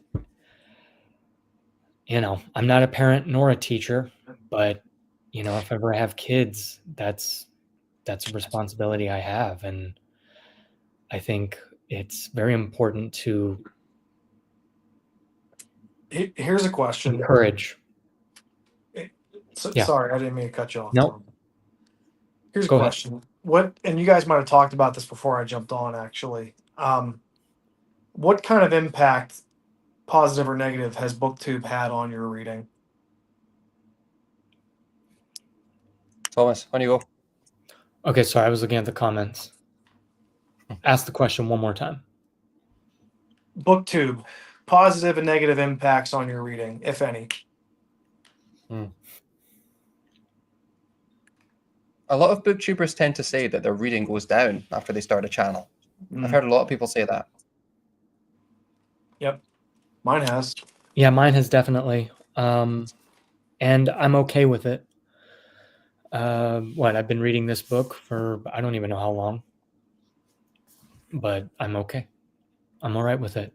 I think there is a sense of pressure that might hit or overcome me, but I wash it away pretty quickly, because I don't want to read, to rush through and get a review out and talk about it. Maybe I can just do a weekly update. Be like, hey, this is where I'm at. These are my thoughts. I think, reading hasn't really been affected. More so, hey, how can I keep videos getting put out at a weekly basis without becoming a broken record? How can I bring honesty and shed light on certain things regarding books and reading consistently while also reading? So that's been my issue. So let me bounce off that real quick to another question that's maybe kind of similar. And Tom, I don't even know if me and you, the conversations we've had, if we've asked each other this, but why did you guys want to do BookTube? Passion. Money. Yeah. I think it's just been, I love books so much, and just talking about that with people in life, just hearing what they have to say, hey, what's your favorite book? Or, if someone asks me that question, it's exciting to answer that and share my love for books with other people. So why not take the time to make a video on that and share that with people? And the fact that we've been blessed with a great audience and community that we can share that with people, it's amazing. That's my answer. Nice. What about you? For me, I'll go back to the reading question first. I think my reading maybe has gone down a bit, but I'm also kind of happy that I feel like I'm reading a greater variety of stuff than I was previously. So I'm looking at Ray Bradbury here. I've got, let me just get it. I've got Bold Ascension by Von Roycroft, which is book 2 in his Sunder Nation trilogy. I never would have been probably reading this. I wouldn't probably have known this book existed had I not kind of been on BookTube. And it's a wonderful book so far. So I think I'm reading kind of a greater variety of stuff. And I think it's also okay, as you were saying, Thomas, that, or so Midnight, maybe it was yourself, BookTube takes time. To film a video, especially your guys' stuff, which is really well done, that takes hours. You have to think it through, you have to make your your plan, you have to film it, you have to edit it, interact with the comments. I mean, even just, you're talking about kind of the conversations in the comments. I agree with you, Thomas, but that also takes time. So it does have this element to it where, because you're taking on what is a substantial hobby, stuff also does get slimmed down. And for me, as a parent, my kids went to bed last night at 9 p.m. So it's okay, I have maybe 2 hours if I want to push it. What am I going to do with this space? Mm-hmm. So yeah, I'd say my reading's gone down slightly, but I'm also never been more happy with it. Regarding the I'm just going to make this a little 5-minute monologue. Forgive me, guys. The reason for starting a channel, I realized something this week or last week about why I made a channel. Part of me said, and this is still true, it's for the conversations and to talk to people, and it's also an outlet, and it also helps me kind of maybe work on some. I had literally zero videography skills before starting, and I still have very minimal skills, but it's been nice to learn how to, like, edit clips together and overlays and things like that. But I also realized that for me, part of it is just kind of creating. This is going to sound really awful. It's not really for anyone else. It's for me. I really enjoy creating this scrapbook of videos that I can look back on my reading process and see the improvement I've made. And I also really like having this virtual scrapbook that I can show my kids maybe when they get older, and I can show them this hobby that I really enjoy in a voice that I have kind of created for myself, and that I can maybe say to my kids one day, here's something I'm really passionate about. Take a look at it. Yeah, Oh my goodness, even follow that. Yeah, I love both those answers, and I just, if I could speak for myself real quick, like when I watched BookTube before I jumped into it, like something that struck me was how welcoming, like literally welcoming this like community of creators is versus probably a lot of other different areas of YouTube. Like you'll have huge booktubers talking to smaller booktubers, having them in the chats, supporting and things like that. Like that is, it helps out a smaller creator so much, like they don't even know. Like even Talking Story, I think back when I had like 100 subs, they actually, in one of their earlier streams way back when, like had happened to mention me, and it was like every time like that kind of thing happens, you guys probably know the feeling. Like it's such a spark to be like, holy, I got to keep doing this. Like I love this. I love what this is becoming. So yeah, it's interesting. I think regarding the thing about BookTube that I'd never want to focus on is the number stuff, and I think Thomas, I think we've spoken about this. I think if you're doing it with an eye on views and watch time and hours, that's when people begin to burn out. It's got to be for the love of the thing, primarily and kind of essentially. But yeah, I love what you're saying. I think it's a good thing you say, hey, this channel is for me. Like, hey, this is because I want to do this. Reading this book is for me because I want to read it. Not to read it to please other people. Yes. And I also appreciate that in my wife. I tease her about this, but like I keep like, hey, when are you going to read Name of the Wind? But it's like, no, never, because I want to read the books I want to read. I'll get to it when I get to it, and I appreciate that because that's important, and that's what we need to have as readers and just people. We need to be doing the things that we want to do because we want to do them, and the goals we set for ourselves. It's just important, and I always say, I've said it multiple times, motivation, it's key. And if we know our motivation, then I think we'll know why we're doing something or why we should stop doing something, Do you guys have family and friends that watch your videos? Do they give you guys feedback? My mother-in-law, I think she's a member on my YouTube channel. I have 2 friends. I have a couple friends who watch my videos, my uncle, but they just like my stuff. Yeah. Apparently I was the subject of a dinner party conversation with my Irish relatives a few weeks ago. I wasn't there. Apparently one of my family members goes, "Do you know David has a BookTube channel?" There's a pause, and my uncle goes, "Apparently it wasn't very good at the beginning." But my family are aware. I don't know to what extent they watch. My wife sometimes watches, especially if it touches on some aspect of family. So I did that conversation with Murphy about Yachts Bateau, and that was all about having kids and the joy of being a parent.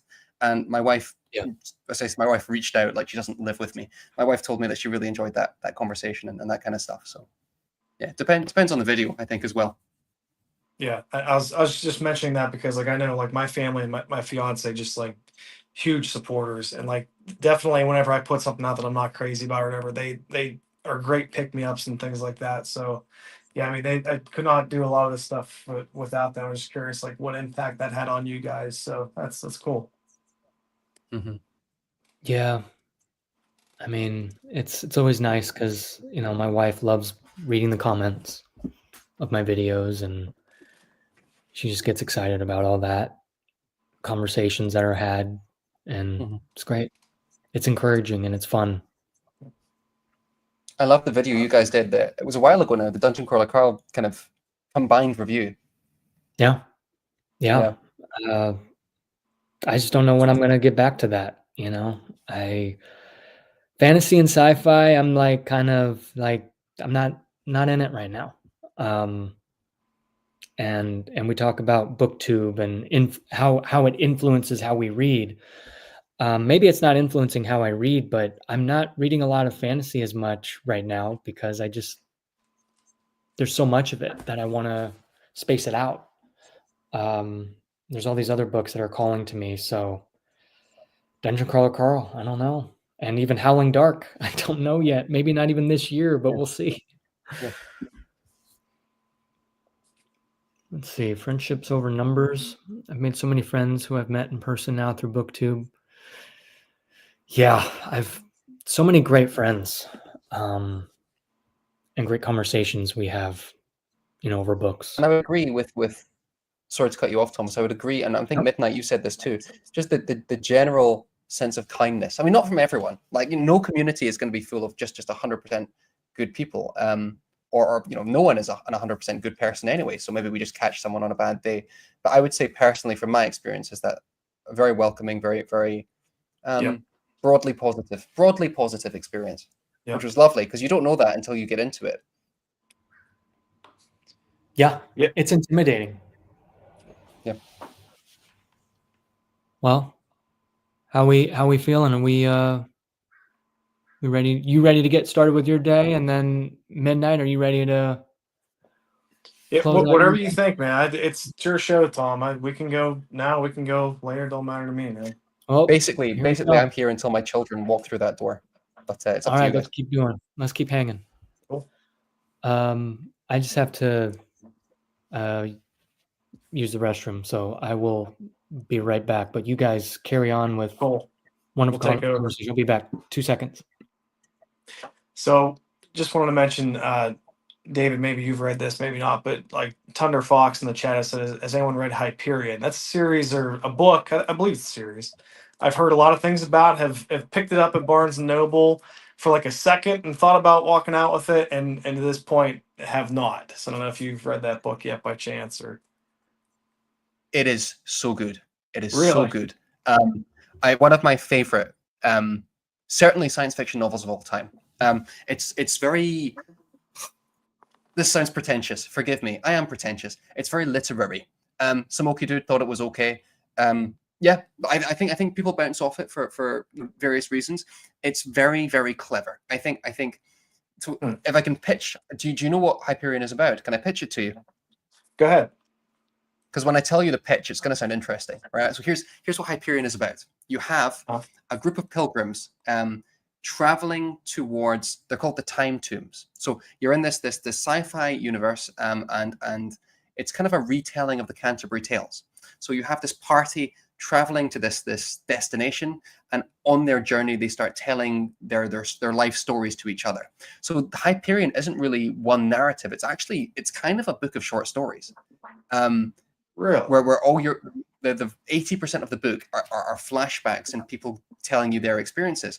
They know that when they get to the Time Tombs, most of them are almost certainly going to die. There's a monster that you find out about right at the beginning called the Shrike, and the Shrike is this almost like suit of armor, spiky suit of armor boy, and they know that the Shrike is at the Time Tombs. So they're like, okay, we're almost certainly not going to make this. Let's talk about our stories on the way. So you have like a almost like procedural police story. You have like this really horrible, nasty, religious kind of horror story. Every single narrative that you have a soldier story. You have a really interesting kind of family death of a family member kind of story. They're all very different from each other and tonally different from each other. And I've never been more. Well, that's not true. I was extremely captivated by it when I read it. The reason I say that it's quite a pretentious book is it's very much a reader's book. It draws a lot of inspiration from poets like John Keats. There's lots of John Keats sort of quotations interspersed. It very much is almost like a modernist book where it talks about all the influences. It wears its influences on its sleeve. I don't know if it just hit me at the right time. Maybe it did. But I enjoyed it so much. And I think it's such a clever book. And it's a book that, and I'll stop talking with this. It's a book that requires quite a lot of thinking. It's not a book you can just kind of sit down and kind of meander through on a breezy Saturday afternoon or take on vacation. But it's a very rewarding book at the same time. Well, I think you should read it. Yeah, I'm very intrigued now. So We're talking about Hyperion? Yeah. Yep. Yeah. Have you guys read Project Hail Mary? Yes. No. Okay, because my friend wants me to get that for him for his birthday, and his birthday was a month ago. We like doing this. Good job, Tom. No, we like doing this. We give each other gifts. Like we give our Christmas gifts in March. We give our birthday gifts because we both have like the same birthday in like Christmas time. So it's great. But he wants that because he says it's a deep thinking book. So just curious if you guys have read it and if you think it's not. I guess it's deep thinking in some aspects, but it doesn't read like a David was just talking about Hyperion. Like I don't think that they share the same kind of difficulty level. Let's say like Project Hail Mary reads very easy, but I think that like the concepts it goes for and some of the like the questions that you start to think about life and stuff and what he's doing on that journey and stuff definitely is very introspective and gets you to think. But it's nothing that's like they're making a Hollywood movie out of it, so it's not that deep of a cut, So, but that's just that's my feel on it. But it's very good. Oh, look at this. Malazan waiting. And it's not calling, but yeah, all I hear is how complicated it is. Well, Malazan is having the same thing, I would say, as maybe Empire of Silence or, Sun Eater. Although I think they are obviously very different from each other. They have, and you know what, Dungeon Crawler Carl, you could say this as well. They are such blow-away word-of-mouth series at this point on BookTube. I mean, obviously, Malazan has been out for 20 plus years. But it really began to, and it's always been popular, but I did some research on this before I interviewed Erickson. Around the COVID time, Malazan exploded in popularity. Everyone just suddenly had time to read these massive series, I guess. So the subreddit for Malazan increased sixfold since COVID started. 6 times more people are on that subreddit than there were in 2020. Wow. So I feel like with Malazan, especially now, but maybe always, but especially now, it's not just that it has a reputation for being complicated or that it is complicated. I mean, we can talk about maybe sometimes I think, who said this to me? Was it Joanna? Sometimes I think it was Joanna. We talk about Malazan's difficulty and complexity, sometimes at the expense of everything else that it does so well, which I think is true. But my point is just that Malazan has almost become this the word carries weight. Everyone is aware of this series.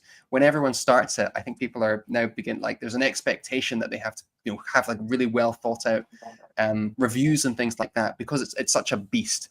And if you make a Malazan video, a lot of people will click on it. So I think there's a I don't know how to articulate this. There's a level of kind of heaviness to Malazan and saying you've started Malazan than there is to saying, I don't know, I started Ray Bradbury. It feels a bit more scary. Would that be fair? I would say so. Like Malazan's a series that I know I shouldn't even touch for a little while. Later, Toby. But yeah, that's I don't know, David. Like it, I feel like that's a series that's going to command a lot of my time. And man, like I don't know what the word is on book 1, but that's one where I think if I don't like book 1, I probably won't continue with the series. So I don't know where that kind of falls in like the hierarchy as far as what people think about it. But yeah, I mean, that series I'm interested in for sure. But I don't think I'll get to it anytime soon, unfortunately. Okay. It's not going anywhere. Sure. this is a great point just in general, because I haven't read any of this Malazan, but characters, man. I need characters to care about in anything, in any medium, movies, film, TV, books.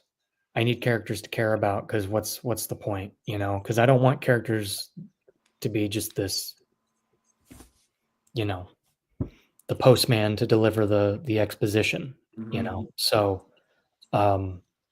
I love books that are good characters, that have good characters to sit on and crunch on and absorb and that's explore. what Stephen King's so great at too, right? I mean, his characters he's incredible at characters. Like, not only are you getting a very like easily consumable, book, but also, I mean, his work with characters is just like out of this world good. Like, that's why, like, actually recently, like with Words of Radiance from Sanderson, like, I'm sitting there thinking, like, man, for all the creativity he has with his worlds and his magic systems, like, his characters to me, besides a couple, are very just like paper. Like, I'm just like, okay, I don't really, I get it. I see what you're doing. Like, you're trying to get me to care because this guy is a vet. He's got problems, and this guy's got, mental, issues and stuff. That's great, and I appreciate that. But it's like, I don't know. I can't. David is so still right now. What is going on? He's just staring into the void. He's boiling with rage. It looks like it, but I'm pretty sure he's frozen. Oh, yeah, we lost him. I think rejoining is pretty easy. I think. Yeah, no, he'll just click the link and I'll add him in. Yeah, it's tough, man. I need characters to. I mean, like, you talk about a character that I can relate to. And Tom, here's a question then. Yeah. Regarding that, you love Name of the Wind. Yeah. What characters in that? Like, is it just Kvothe? Like, what characters from that are you like, man, I just love these characters? Because, like, I think it had good characters, but, like, I don't know if it. Rothfuss is that weird, like, thing where I feel like I kept coming back to it because his writing was really good. Yeah. And I don't know if it was because, like, oh man, I just love Kvothe. I just love Chronicler and stuff. But, like, what was your feel on that? I think the characters. It's been so long since I've read it. I think it's been 4 years now. That it's more about the execution and writing style that stuck with me. That really stuck with me. Not so much the characters. Right. I think I need to reread it with fresh eyes to really, now that I, love and read for characters. I think I need to reread it, but I liked Kvothe. Yeah. But maybe as time goes on and I give it another shot, maybe I won't like him as much. What about you? Sorry, guys, just to jump in, my internet has now deleted me twice, so if it happens again, that's what's going on. That's okay. That's all right. We thought you were boiling with rage when you want me to justify Steven Eriksson's character work. But what were your thoughts, Midnight? And can I? Yeah. Go ahead, Dave. I was just going to say, I think with I wanted to respond to Samoki Dude and characters with Eriksson and give maybe a different perspective. Yeah. Just wrench that conversation back 5 minutes before. Yeah, let's do it. I'll be very quick. I think with Eriksson's character work, it's very different from most other stuff because he has so many characters on the page. But this is a criticism that Eriksson got has had previously, that his characters feel a lot more thin. And I would disagree. But what I would do, I mean, Eriksson got so rankled by this criticism, and he can take criticism, but this one in particular, he felt was maybe a bit unfair. So Samoki Dude, I'd invite you to look up Eriksson's essay. He wrote a whole essay kind of responding to how he does character work in Malazan. I forget what it's called. It's just on the internet somewhere. Just type in Steven Eriksson character essay. It'll come up. Because what Eriksson, his main point is that he doesn't spend much time with each character, but it goes back to that intentionality of sentence by sentence writing. Eriksson really tries to do in a page with a character, with very deliberate word choice and dialogue, what some authors try to do in a chapter. So in some ways, it rolls a bit faster. But I think if you read that essay, it might give you a bit more of at least a more full perspective. I don't want to say that your criticisms are invalid if that's your response, but it's worth looking up. But also, The Name of the Wind is quite a good book. Okay. Agreed. Yeah. So I missed what we were talking about when I was off. But well, we talk about characters. I think it's amazing to see Dungeon Crawler Carl as as goofy and silly and funny it can be. It's got great character depth when it kind of blinks in Carl's past and memories, and he's someone who has heart and morals in this very messed up shift. It's been fun to hear, from my wife about Carl and Dungeon Crawler Carl and that character and Donut too, right? Yeah. One of the best characters I read about all last year was just Donut. Yeah. Why am I almost crying over a fictional cat's feelings? But I do. Yeah. I know, right? Oh, True Shelf is amazing, and I'm happy she found your channel. And you got to check out Midnight. I'll check out your channel as well, True Shelf. Yeah. So great.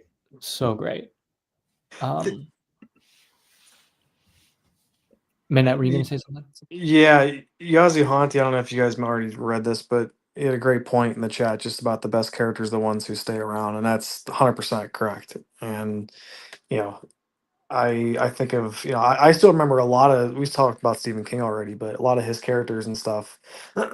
Just even in Misery, a lot of those different books. Just like I remember how they were, like they had a huge impact. They were brutal characters. Just he can write a great mean character, like probably better than anybody I've read, which is so much fun. And even like that's why I love Lies so much, which is Locke. I don't know why, but like him and the other like main guys that you follow there, it's almost like reading about me and my friends or something. It was really, really cool. Yeah. Are you stealing priceless artifacts in a semi-Venetian setting, Midnight? Yeah, that's your job, right? We're still doing it now, and that's the internet sucks, and the carrier pigeon that I download my videos to is pretty slow usually, but yeah.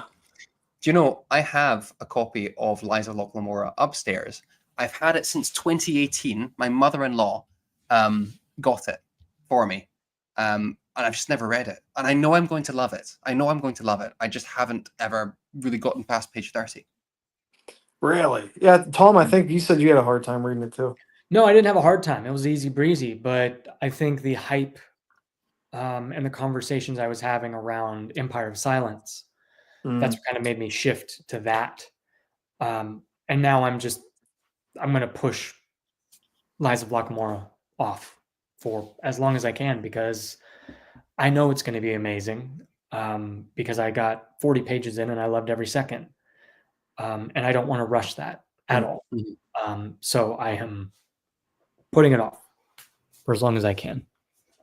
It's the conversations alone in that book were just,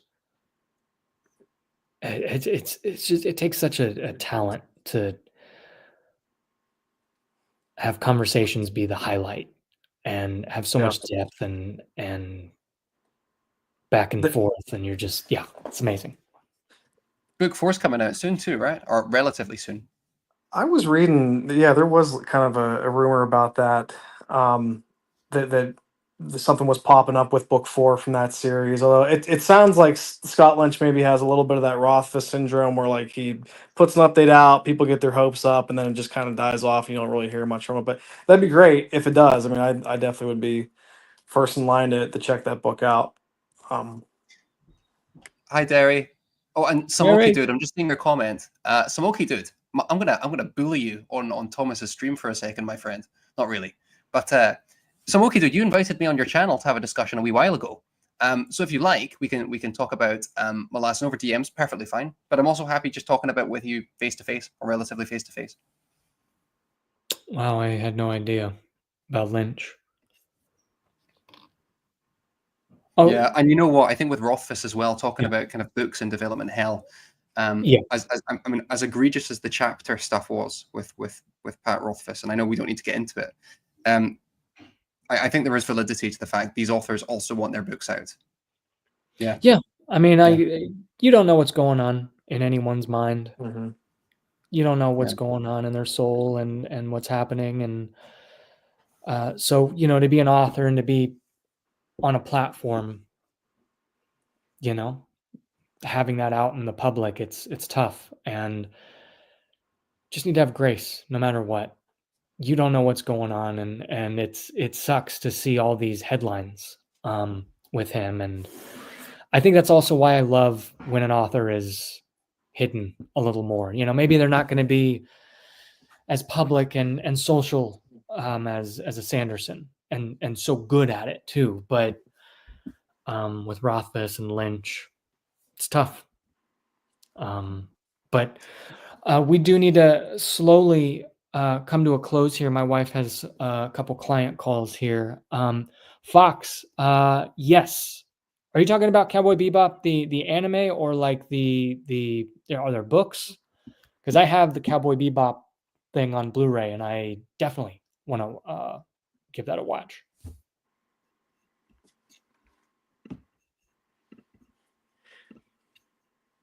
Oh, just anime. Yeah. Yep. Absolutely.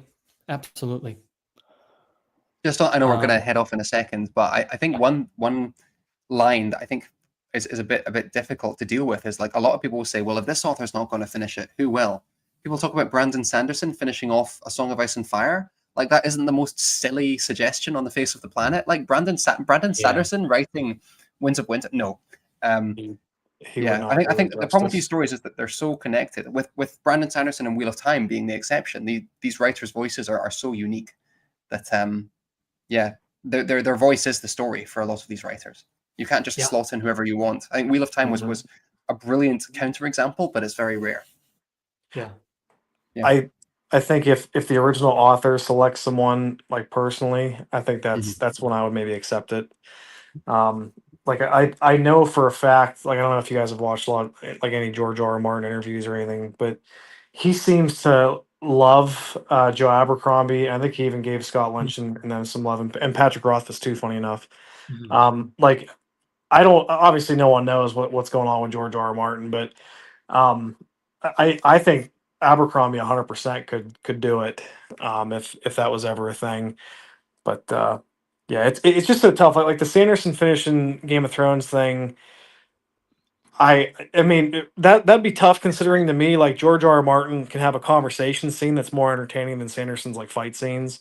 So yeah, it takes such a specific level of I don't know if you want to call it skill with certain things and character interactions and conversations and situations and that yeah Well, you're not in it that. would be tough. It's so hard when you have, the creative mind is very complex and all over the Mhm. place. And I think when you are taking over someone else's creative work, that is a lot. And it makes me appreciate Sanderson and what he did with Wheel of Time. Yep. That is not easy. Mm. And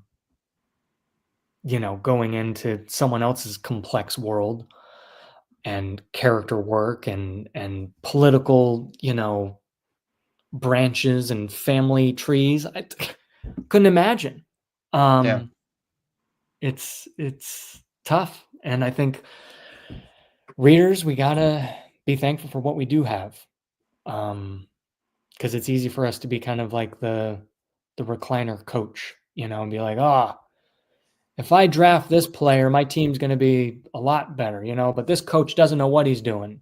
Mm-hmm. How to be a head coach for a football team, it's tough. We don't know. And I know we have I'll our finish. ideas of what could work. Like, I think, Abercrombie would be perfect. And maybe, I don't know. I'll finish all these series. Winds of Winter, Doors of Stone. I'll do it. I'll take the Ring to Mordor. Okay, I think we need to. Oh my gosh, Joanna can't stick around, but looks like a fun chat. It is fun. I don't think we're sticking around much longer either, but I appreciate you hopping in. Vaughn says, interesting conversation, gents. I'll try to be more reclusive. It's an interesting one, Vaughn. Sorry to just jump. I know we're finishing things off. Yeah. I say that thing about reclusive authors. I mean, I love talking to authors on my channel. It's one of my favorite things. I've spoken about this. I adore it. And I think it's case by case. Do you know what I mean? Because there is something to that, like kind of elusive, almost like there's something quite attractive about the idea of an author, like, you know, doing their holy process by themselves and offering up this text. But at the same time, I utterly enjoy. I mean, Vaughn and Chance and I are sitting down with Shay in a few days to talk about their books as a live stream, and I'm looking forward to it immensely. So I'm being an absolute hypocrite. You know, we're talking about writers kind of being this kind of separate entity. At the same time, John from Talking Story was in here, you know, an hour ago, and he is fabulous to listen to. So I'm a sea of contradictions. It is different, because there you go. You've got this amazing platform and platforms, YouTube, Instagram, TikTok, to present your work. You know, Chance. Yeah.